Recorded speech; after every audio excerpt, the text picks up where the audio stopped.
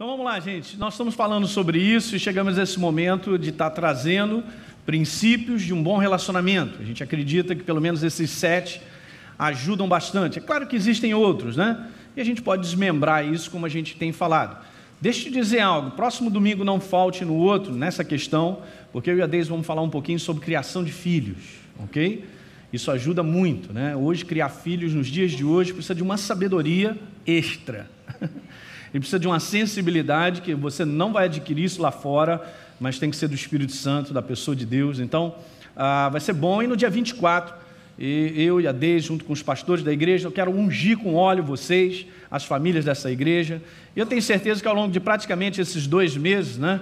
O pastor Anésio veio para cá, fez o congresso de família, eu e a Deise estamos falando sobre isso. Muitas verdades foram faladas. Agora basta você ajustar, colocar em prática e vai dar certo no nome do Senhor. Alguém lembra aí que a gente começou falando do primeiro princípio? Está com um caderno aí, se você não veio, anote isso.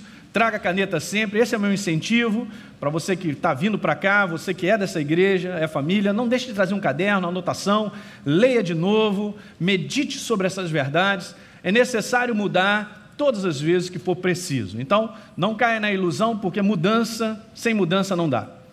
É o que acontece sempre. Então, já falei amplamente sobre isso. Depois nós passamos para o segundo princípio, que é esse aí: identifique de coração aberto qual o motivo do conflito.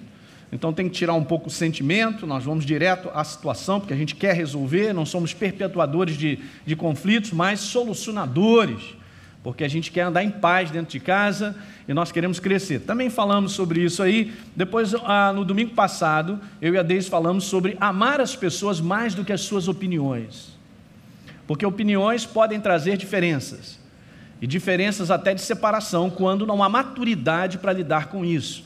E a gente sabe que em muitos relacionamentos essa questão de opinião pode trazer divergência a ponto de dividir. Então também falei amplamente, e hoje nós vamos continuar o que eu comecei no domingo passado. Anote aí, nós estamos falando sobre calçar o sapato do outro. Ô glória, só alguém disse ô glória. Mas é duro, hein? É duro. Pois é, isso aí envolve aquilo que a gente começou a falar no último encontro, gente, de uma flexibilidade.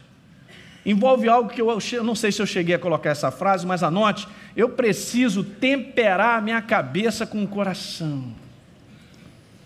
Não é tudo na cabeça, não é tudo que eu acho, que eu penso e tal. Por que a pessoa está assim, está dessa maneira, está fazendo isso, eu não devia e tal, e a gente nunca pensa no outro. O que está acontecendo com o outro? Será que isso está acontecendo, não tem uma causa?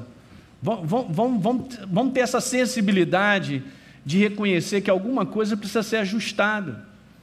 Porque se eu só olho nesse posicionamento, nesse ângulo, que está acontecendo comigo, mas o que está acontecendo dentro da outra pessoa? Ninguém tem uma reação do nada. Ninguém manda algumas coisas indevidas do nada.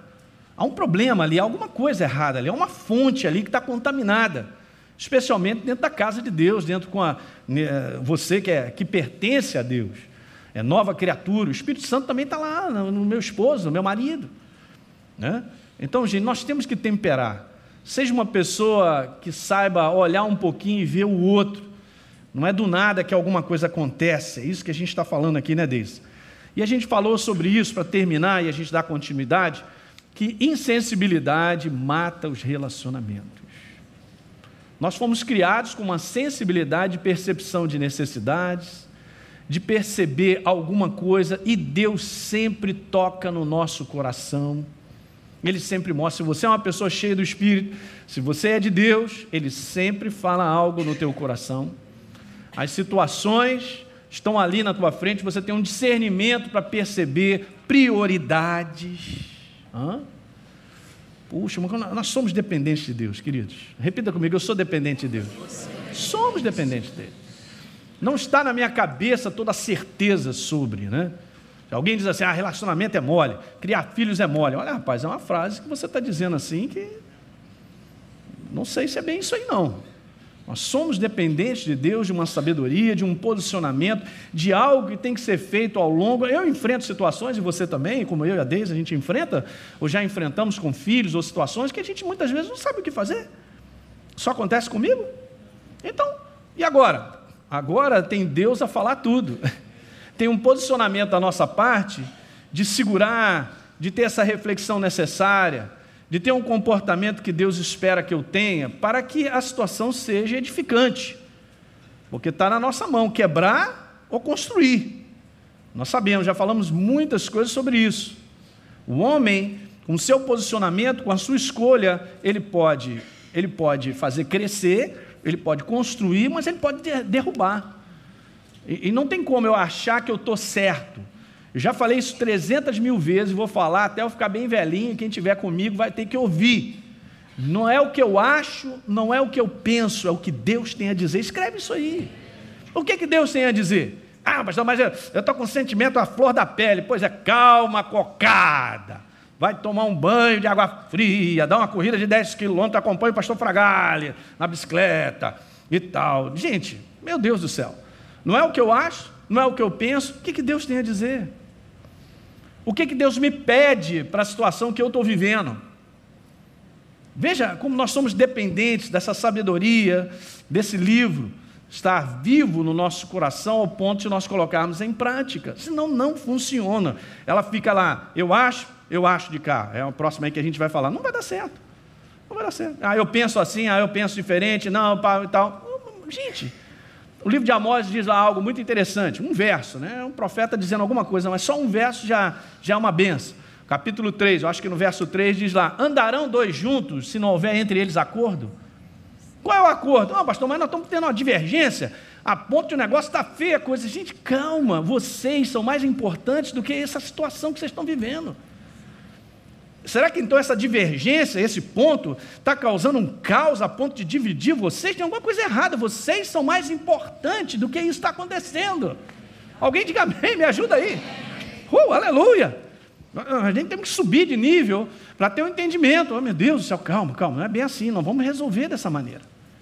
De que maneira nós vamos resolver? Então, insensibilidade, se não houver uma ação direta da pessoa do Espírito Santo e você não tiver nesse mover, vai ficar complicado. Nós podemos andar e seguirmos adiante, calçar o sapato do outro, entender por que ele está reagindo dessa maneira, o que tem acontecido. Nós falamos aqui no primeiro encontro, eu quero repetir isso, em determinados momentos que o marido passa, está acontecendo algo, de repente, vou dar um exemplo, perdeu um emprego, alguma coisa assim, naquele momento, mas Deus está para promovê-lo, diga aleluia. A esposa dá uma força para ele, diz algo, e tem a sensibilidade de reconhecer que ele precisa de uma motivada, de uma encorajada. Gente, isso faz toda a diferença, né? Que nós não sejamos aquele procedimento, está lá Jó, né? Passa por uma situação difícil, perde tudo, e a mulher dele ainda diz assim, rapaz, amaldiçoa o teu Deus e morre. Não, nessa jararaca eu vou te falar, uma jararaca, uma mulher dessa é daquela cascavel brava, né? Pastor Fábio é de Minas, eu também sou, a gente conhece. Mas que é isso, rapaz? Que declaração é essa? Ela está querendo abandonar mesmo, larga todo mundo, vamos abandonar. Gente, não podemos isso. Nós temos uma casa, temos uma família, nós temos uma responsabilidade, nós temos filhos, diga aleluia. Alguém pensa nos filhos? Mas eu penso no meu umbigo e tal, não vai dar certo. Gente, não confunda o que o mundo tem a dizer, o que a minha carne quer, com o que Deus tem a falar. Eu tenho que me posicionar. Se eu não me posiciono com a escolha certa, não vai dar para andar. Está aumentando o número de divórcios dentro do povo de Deus. E aí, pastor? Não, é a modernidade. Que modernidade, rapaz? É o diabo. Quebrando o povo de Deus. Aí você vai ver, o que separou? Detalhes. O meu gênio. Eu não mudo, o outro também não. A gente não dá, pastor, não tem como seguir, porque nós somos incompatíveis de gênio. Que declaração ignorante. Quando na verdade Deus prova para mim e para você que nós estamos num processo de transformação. Quem não muda, não vai continuar. É isso aí, tu tem que passar de lagarta para borboleta. Fala para o teu irmão. Ninguém falou, por quê? Olha aí, pastor Rafa, uma borboleta maravilhosa. Mas como?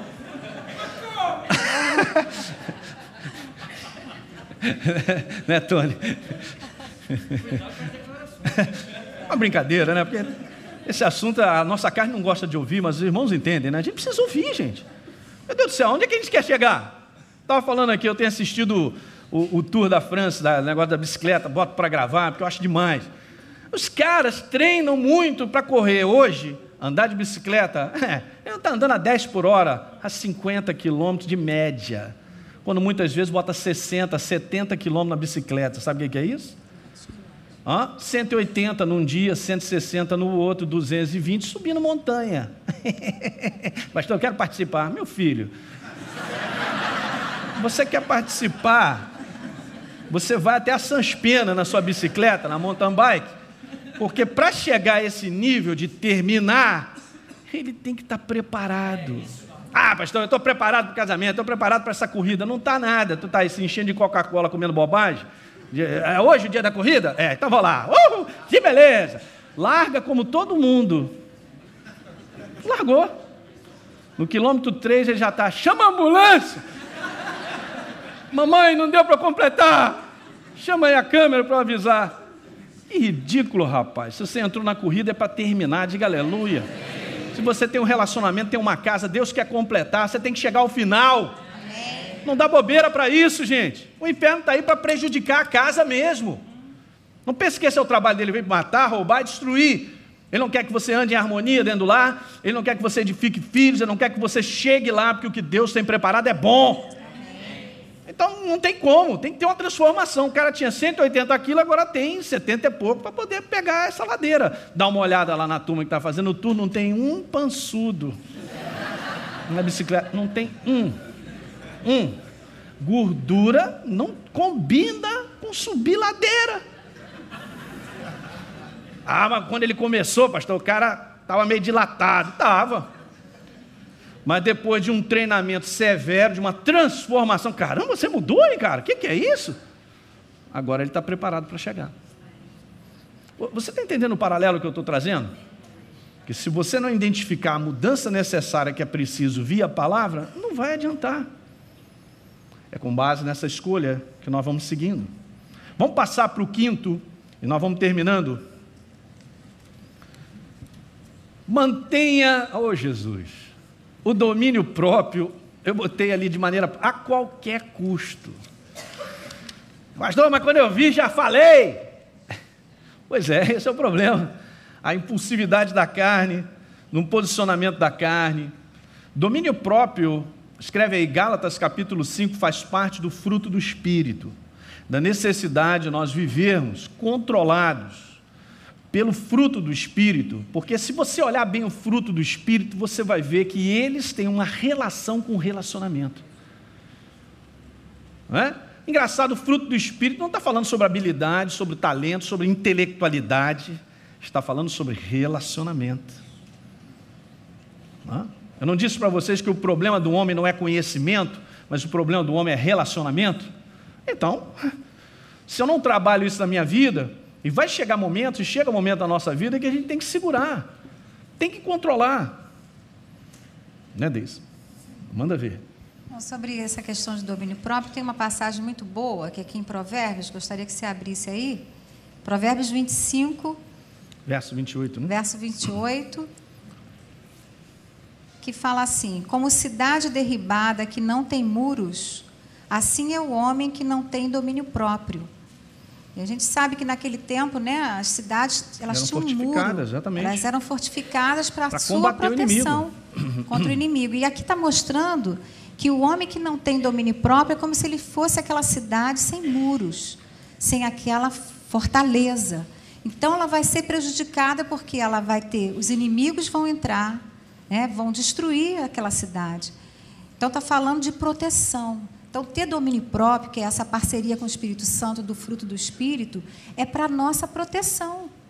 Né? Deus, quando Ele coloca isso, é porque Ele sabe que nós sozinhos não podemos fazer. Eu não posso me dominar, porque eu sei que eu tenho que dominar. Eu preciso da ação do Espírito Santo. É essa parceria, gente, que você sabe que parte que você tem uma fraqueza. Você sabe qual é aquela área que você tem descontrole. Né? A questão é essa. Seja a área de comida, seja a área de palavras, né? A área de perdi o controle Então, nós sabemos que ponto que é esse. Dormir tarde, eu preciso me controlar. Hábitos mesmo, né? Então, aqui está falando que nós ficamos vulneráveis a termos uma vida sujeita à entrada de inimigos mesmo. Então, é para a nossa proteção. E o Elinho está falando sobre atleta. Essa passagem em 1 Coríntios 9, 25 diz que o atleta em tudo se domina. Em tudo. Para ele alcançar aquela coroa, ou seja, para ele alcançar a vitória. Isso aí. Nós estamos nessa corrida para alcançarmos uma vitória. Família. Então, é preciso domínio. Né? Deus nos capacita para isso, com o Espírito Santo. Olha, Provérbios 16, abra, por favor, no verso número 32, também é um exemplo disso, falando sobre controlar, ter um domínio necessário quando o momento chega. A Deise vai ler, 16:32. Diz assim: melhor é o longânimo. Ou seja, o longânimo, essa palavra é paciente, ok? Escreve aí em cima, paciente. Melhor é o paciente, não é o paciente doente, não, hein? É isso aí, é bom sempre avisar, né? É o impaciente.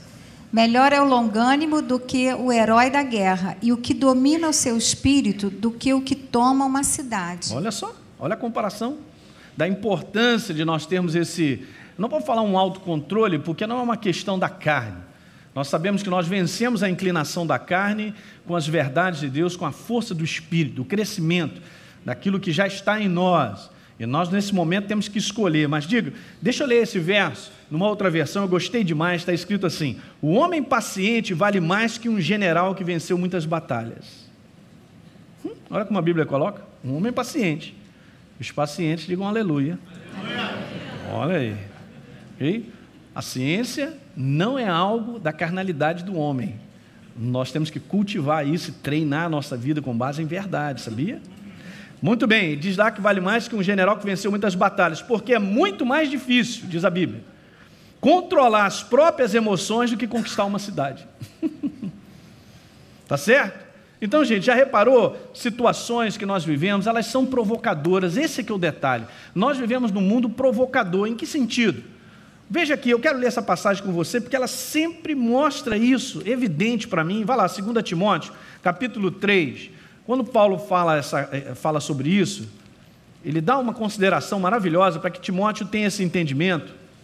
Uma vez que ele lidava com pessoas, uma vez que ele era treinado no ministério, uma vez que ele tinha que ajudar as pessoas também a se relacionar, ele diz assim, 2 Timóteo 3, no verso 1 ele diz assim: Timóteo, presta atenção, os últimos dias são dias difíceis.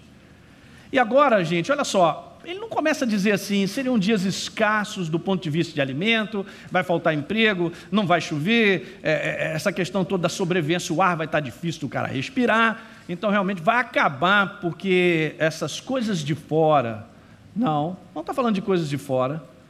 Olha agora a relação daquilo que tornaria os últimos dias, como nós estamos vivendo, dias difíceis. Ok? Quais são os dias difíceis? Porque os homens serão. Se eles serão, é porque eles se comportarão. A maneira deles viverem, a expressão deles será exatamente o que nós vamos ler.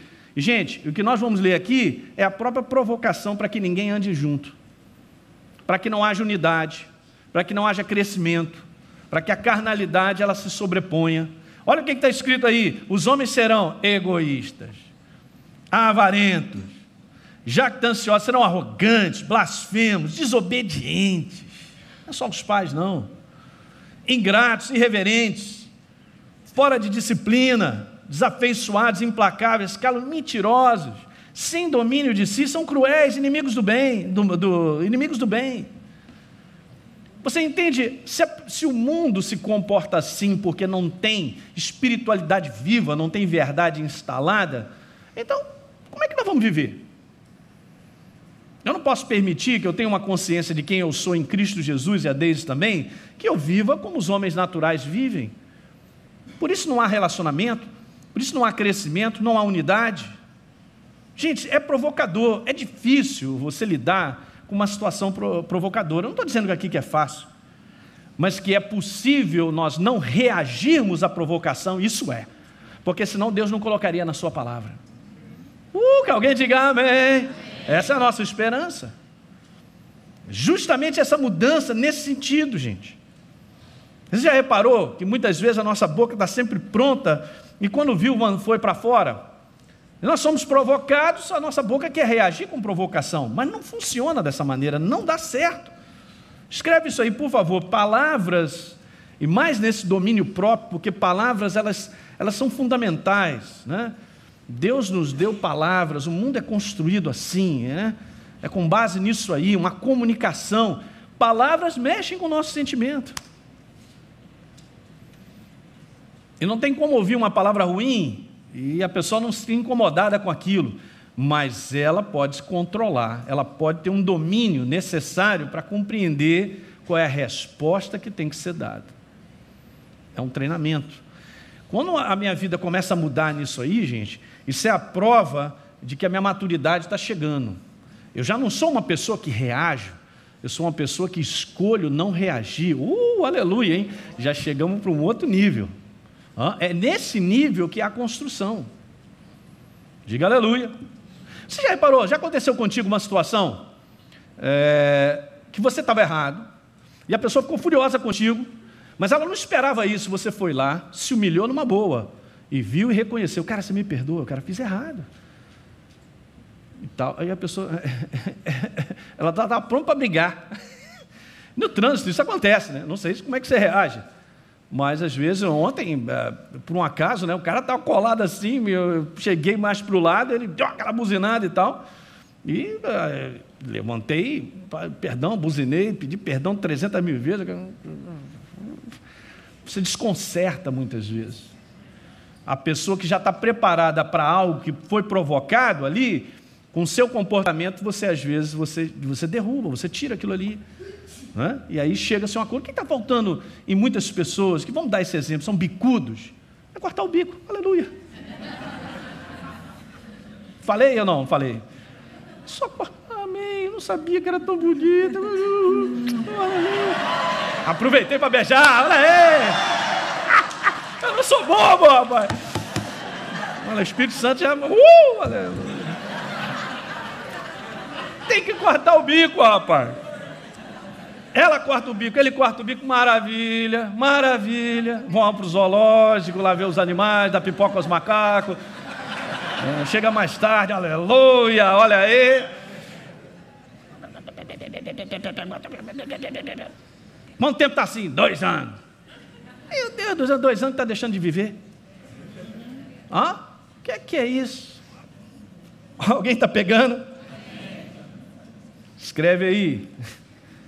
Nada fere mais do que palavras. Vai dizer. Nada fere mais do que palavras. Palavras, vou te falar, é uma faca. Pode cortar bem ou mal. Pode consertar ou pode estragar. Você sabe disso. Mas quando eu vi, já está... Não, isso aí é um hábito. Eu adquiri um hábito, preste atenção, eu adquiri um hábito de reagir. Eu adquiri um hábito que se mandar para mim, vou mandar de volta. Porque na minha intelectualidade aqui, na minha mente, eu tenho razão. Não, pastor, o que é isso? Eu sou covarde. Eu não fujo da raia, não fujo da luta. Meu irmão, você está com a mentalidade do mundo. Eu não sou... Pode parar. Bicudo. Calma. Senta. Não vai vencer. Eu nunca vi na briga, na força, alguém vencer. A situação... Nunca vi, a gente sabe disso. Todo mundo perde. Escreve, olha que passagem maravilhosa. Vai comigo a Pedro. Deixa eu te mostrar isso. Um posicionamento de Jesus, é óbvio que tem um posicionamento de relacionamento. Vai comigo a 1 Pedro 2. Os irmãos entendem a necessidade de nós falarmos sobre isso? Diga aleluia. Amém. É isso aí. Isso é fé. Isso é vitória. Então, veja aí, capítulo 2, no verso número 21, falando sobre Jesus, Pedro diz assim, e gente, Pedro andou com Jesus, ele viu o posicionamento dele diário. Nós vemos muitos relatos de Jesus e posicionamentos que nos abençoam, mas ele andava com ele todo dia.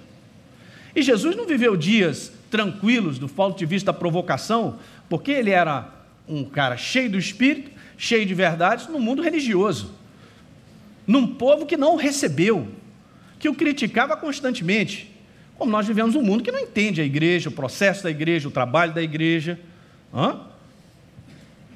Não podemos cair nessa pilha dentro do nosso lar, ou do nosso entendimento sobre verdades, a gente viver dessa maneira. Mas veja, porquanto, verso 21, para isso mesmo fostes chamados, a mim e a você, pois que também Cristo sofreu em vosso lugar. Veja bem, gente, o sofrimento de Jesus não foi só um sofrimento físico do contexto de cruz, porque ele tinha que passar, ele tinha que ir, ele tinha que vencer a morte espiritual, tá certo? Ele tinha que morrer, mas ele também sofreu por muito posicionamento, de relacionamento, de condutas, que se ele se posicionou da maneira certa para ele vencer. Gente, Jesus viveu como homem, cheio do Espírito Santo. Ele também, na sua jornada para chegar a essa carreira final e completar essa obra, ele teve que se posicionar, escolher da maneira certa, num posicionamento de homens. Então vamos lá, vamos continuar. Também Cristo sofreu no teu lugar. Em Hebreus diz que ele sofreu porque nas nossas fraquezas ele pode nos compadecer, ele se compadece de nós porque ele sabe o que é. Sabe de uma coisa? Olhem para cá, Jesus sabe o que é ser ofendido, ser julgado mal, vindo para trazer o bem e gente julgando ele mal compreendido, como a Deise vai comentar, dentro da sua casa, pelos seus irmãos, sendo de repente a ovelha negra. Que é esse Jesus? Meu, já lá está Jesus de novo, meu Deus, quem é? Não sei não, entende? A Deise vai comentar, mas deixa eu só terminar. Como exemplo, Cristo sofreu no nosso lugar, deixando-vos exemplo para seguir o quê? Seus passos, de quê? Escreve aí do lado, de comportamento. Sede imitadores de Cristo, como eu sou. Sede meus imitadores, diz Paulo, como eu sou de Cristo. Andar em amor, já falamos disso. E verso 23, então. Pois ele, Jesus, quando ultrajado, o quê? Mandava de volta, revidava. Não. O que está escrito aí? Não revidava. Com ultraje. Quando maltratado, o quê? Não leva o desaforo para casa, vai ter também, te pego na esquina, vou te dar aquele carrinho, vou quebrar tua perna. Não fazia ameaças. Se você se convencer, porque é um convencimento, eu quero te dizer, que o comportamento de Deus é vencedor, as coisas vão andar. Amém. A carne não diz que não, que forma alguma, você vai se humilhar? Que absurdo! Olha só, é a carne e o sistema desse mundo. Você é fraco de espírito, porque você fez isso, ou porque você entregou. Gente, esse comportamento me dá vitória contra as trevas. Amém. Não te deixes vencer do mal, mas vence o mal. Amém. É uma outra maneira de viver. Eu não vou viver com a reação do inferno, que eu estou fazendo a mesma reação, estou na panela dele, eu estou sendo derrotado, estou fora. Então eu ando como Deus me pede, eu venço. Amém. Ele é derrotado. Alguma coisa é construída. Não é legal chegar no final da vida e ter uma família construída, ter os seus filhos para dizer assim, eu amo meus pais, é bom demais e tal. Olha, meus pais são um exemplo para mim. Mas, gente, isso não tem acontecido em muitas famílias. Brigas de pai com filhos eternas, onde pessoas não perdoam seus pais. Mas já são de Deus, já receberam a palavra, por que não? Não vamos cair nos erros dos nossos pais se não aprenderam a verdade. Você tem a oportunidade de viver como Deus te pede. Amém. Que alguém diga amém, por favor. Amém. Gente, isso aí é claro. Manda ver, Deise. Você vai passar para aquele outro das trocas, né? Vamos. Esse outro princípio aqui. Todas as vezes, escreve só isso aí antes da Deise comentar. Todas as vezes que a gente discute, já estamos sem razão. Então não tem como, chegou na discussão, acabou. É o final do final, ninguém ganha. Vamos passar para o próximo para a gente terminar. Sexto princípio, não viva uma vida voltada para trocas. Tipo, se ela não fizer, eu não faço. Se ela não falar, também não. Que é isso? Se eu estou vivendo assim, se esse é o relacionamento, é a maneira de eu viver, eu estou vivendo para a separação, para a divisão. Eu estou vivendo para o interesse meu e os outros. Meu Deus do céu, eu me caso, me torno uma só carne. É só um padrão, é uma visão e um propósito mútuo. De casa. Eu não sei o que está acontecendo hoje. Me perdoe, eu estou abrindo meu coração porque é assim mesmo. O que está acontecendo com os pais que não olham para os seus filhos mais? Nós vamos falar sobre filhos no próximo domingo. O pessoal não está aguentando mais, está largando seus filhos. Não é que não tem dinheiro, não pode colocar em escola não, mas não educam, não gastam tempo, não tem prazer em estar ali, inserir. Qualquer coisa na cabeça é motivo, quer saber e tal. E os filhos, gente? E os filhos, o que tem com isso? Nada. Que pensamento é esse que tem minado e tem quebrado a nossa vida? Isso não vem de Deus, é por isso que as pessoas estão para baixo, estão deprimidas, estão frustradas, porque tem sido contaminado pelo erro. O maior prazer que tem é construir uma casa. Não é física, esse dinheiro todo mundo arruma. Hoje aí com a facilidade aí que o pessoal dá aí, até para enforcar o cara consegue dinheiro. Mas eu digo, você construir uma família, onde o teu filho no final vai falar assim, pai, tu é meu amigão. Rapaz, você ganhou tudo. E vice-versa, minha mãe é demais, caramba. Tal. Gente, tem algo que nós não podemos deixar entrar, essa contaminação tem entrado dentro da igreja. Olha só, deixa eu te dizer francamente, eu não tenho que pensar aquilo que o rapaz, meu amigo, entre aspas, que trabalha comigo, pensa. Captou aí? Você é membro dessa igreja, eu posso fazer com liberdade, eu tenho liberdade aqui. Não tem como lá na ginástica onde eu faço, e pedindo conselho à menina que faz lá na ginástica comigo, lá no step. Mas ela disse para mim os negócios e tal, mas é verdade e tal, é verdade. Vai falar para você daquela, vai ser o inferno, vai usar aquela pessoa e vai falar bobagem. Estou lá pedindo conselho a todo mundo, menos o que Deus tem a dizer. Não vai funcionar, gente. Vai funcionar? Estou acreditando mais na força do mundo do que na força da palavra. Vamos botar de maneira mais prática ainda. Estou rodando esse caldeirão. Presta atenção. Se eu não fizer o que Deus pede, nada acontece. Então eu já tenho que saber que há uma mudança que eu preciso fazer. Se eu não fizer, não vai adiantar.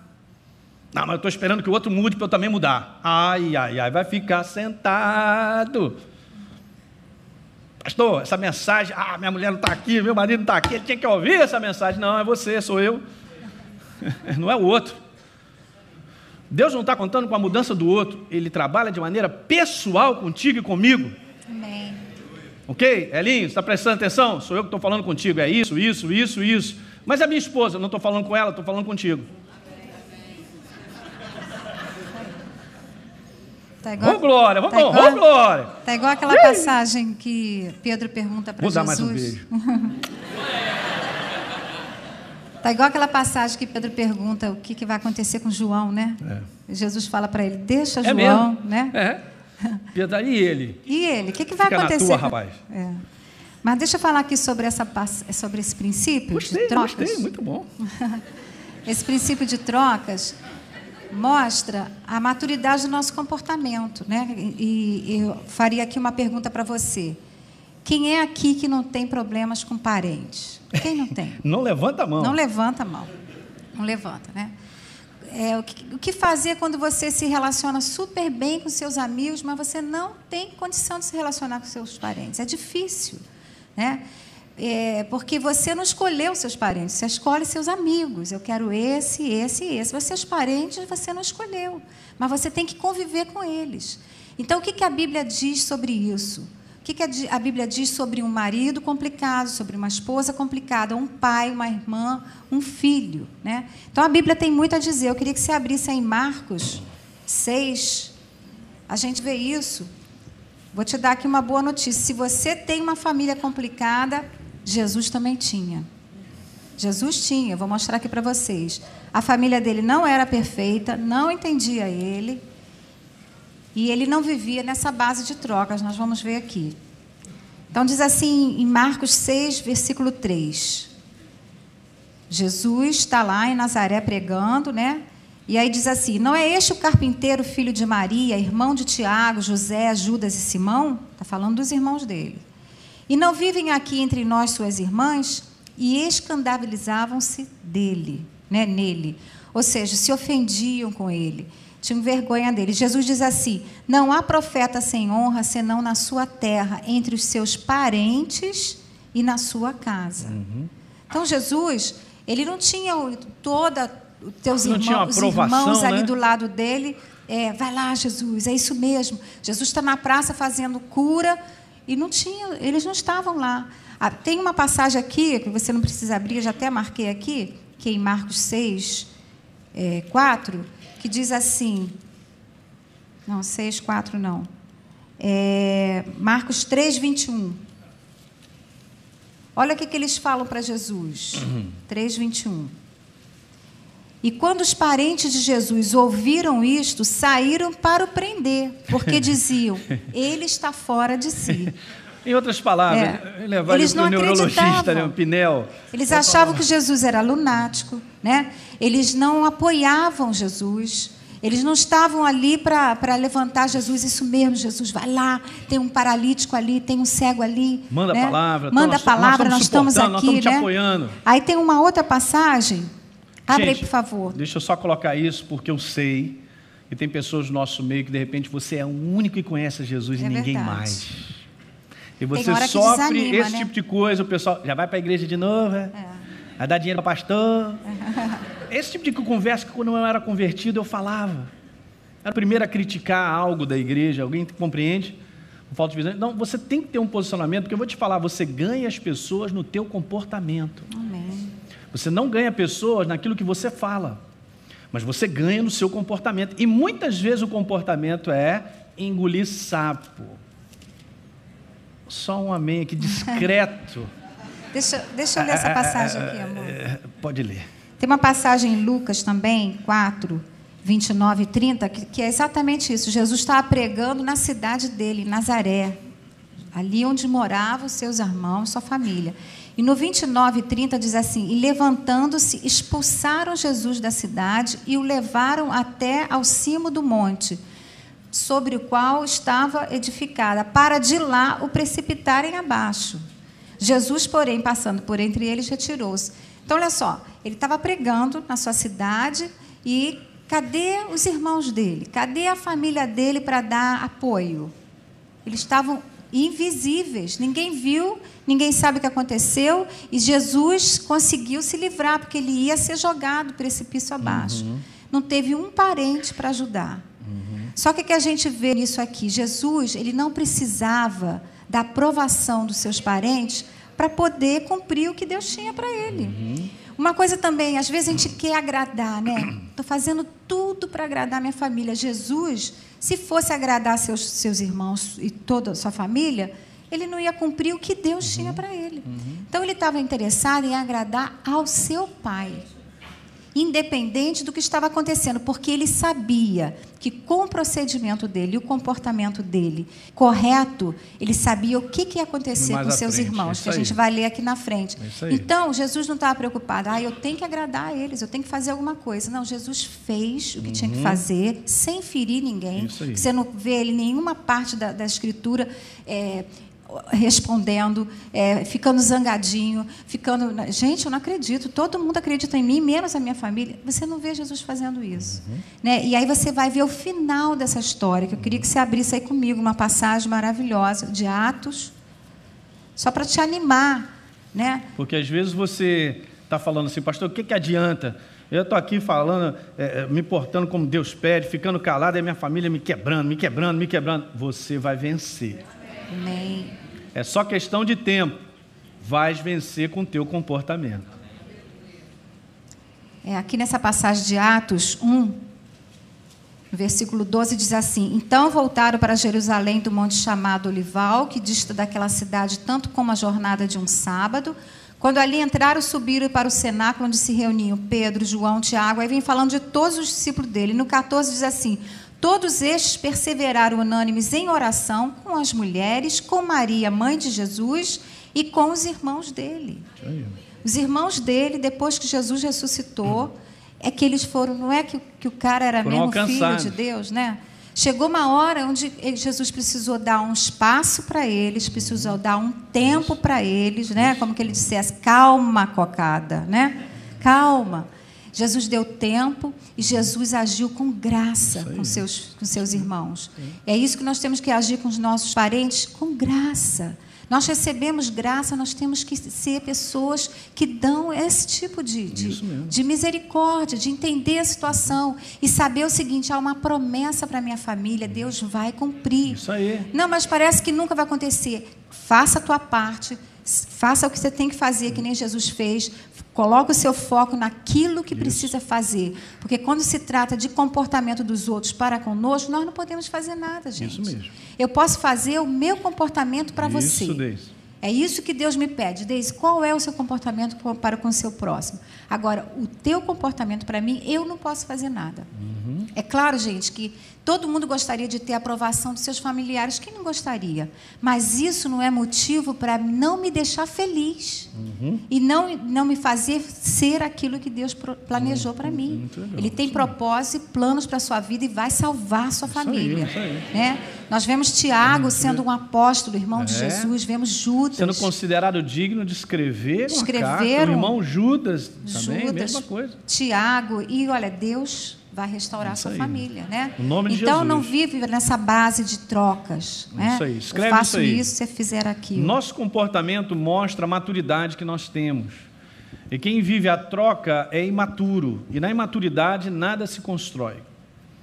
O que acontece, se você for me perguntar como pastor, eu e a Deise, o que acontece com famílias da igreja que conhecem a verdade, andam, vão para a igreja, são imaturas nos seus comportamentos, então causa essa confusão toda. Eles têm que crescer, têm que enxergar, têm que ter um outro comportamento. Para sair para a maturidade, tem que mudar, hábitos precisam mudar, tem que reconhecer erros e ajustar. Não, mas eu fico aqui onde eu penso, como eu acho, eu não quero mudar, eu sou assim. Cara, você é um fracasso. Só nessa declaração eu quero te dizer, és um fracasso. Porque o sucesso está na transformação, na maturidade. Deu para pegar isso aí, gente? Deixa eu só falar uma frase importante. Deixe que Deus dê a você aquilo que a sua família não tem lhe dado. Deixa que Deus dê, né? E outra coisa, Deus pode preencher os vazios que os outros deixaram. Você pode falar: Deise, eu tenho um vazio de uma criação toda incompreendida, sem carinho. Deixa Deus preencher isso.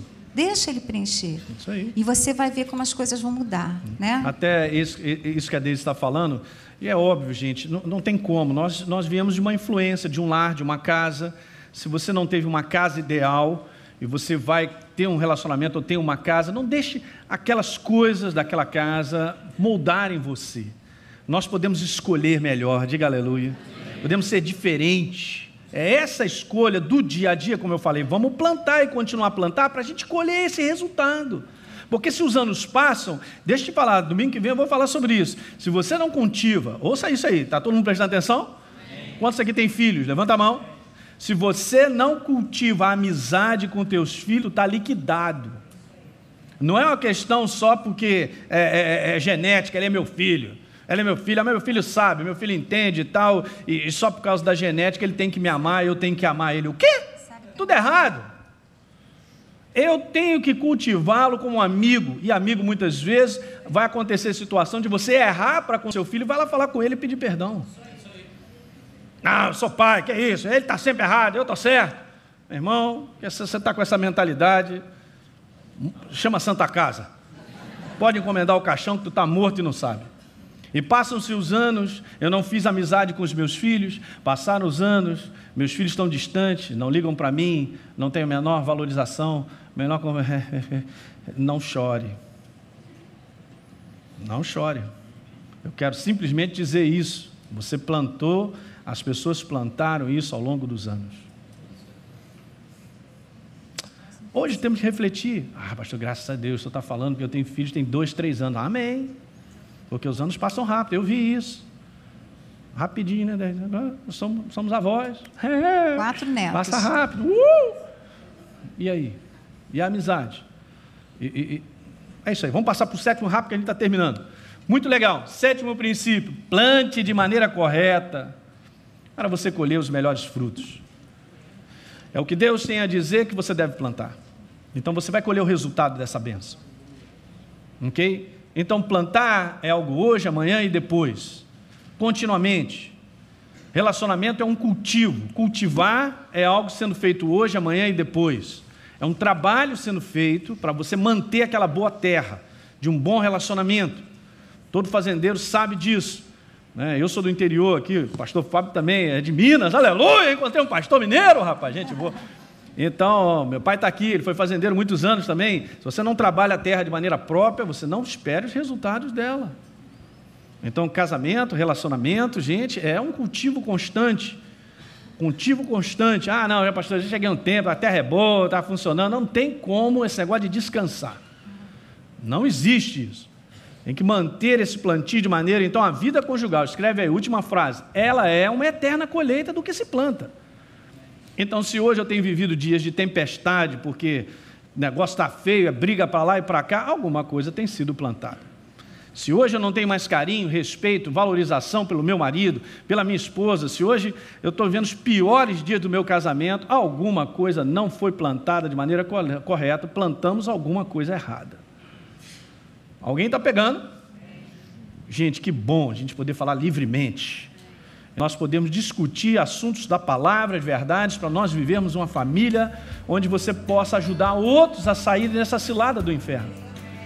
Diga amém. O problema não é o outro, sempre é nós. Vamos olhar sempre para a nossa vida e fazer o ajuste que for necessário e a nossa vida vai terminar bem. Aleluia! Domingo que vem, no outro domingo, deixa a gente falar um pouquinho sobre filhos, vai ajudar. Ok?